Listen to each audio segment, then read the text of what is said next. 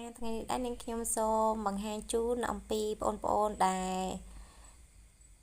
ចង់ឲ្យការសិក្សាមុខវិជ្ជាភាសាខ្មែររបស់បងប្អូនល្អគឺបងប្អូនចូលទៅ Play Store កុំឲ្យការអានពាក្យឬក៏សរសេរពាក្យខុសបងប្អូនវាយពាក្យថាវចនានុក្រម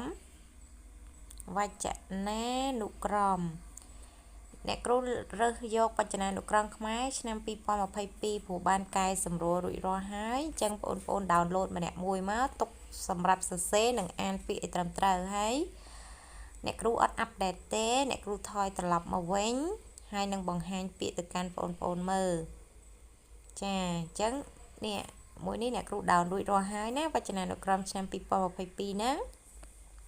បន្ទាប់មកអ្នកគ្រូលើកយកថ្ងៃនេះលើកយកតែពាក្យមួយទេគឺថាប្រពៃ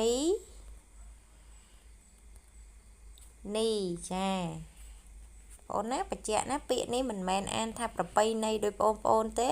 បងប្អូនមួយចំនួនអានខុសច្រើនណាគឺប្រពៃណីមកពីពាក្យបវេណីហើយមិនមែនអានថាបវេណីទេណាបងប្អូនចាអញ្ចឹងថយត្រឡប់មកវិញបងប្អូនវាយពាក្យមកបវេណីចាអញ្ចឹងបវេណីហ្នឹងចាដែលថ្នាក់ពាក្យនាមទំនៀមពូជពងដំណរវងត្រកូលរក្សាបវេណីឬធ្វើ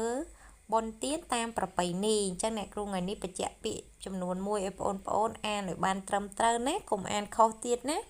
ហើយបងប្អូនត្រូវដោនឡូតវចនានុក្រមម្នាក់មួយសម្រាប់ឲ្យការសិក្សាមុខវិជ្ជាភាសាខ្មែររបស់បងប្អូនហ្នឹងគឺទាំងការអាននិងការសរសេរឲ្យបានត្រឹមត្រូវចាអ្នកគ្រូសូមអរគុណសូមជម្រាបលា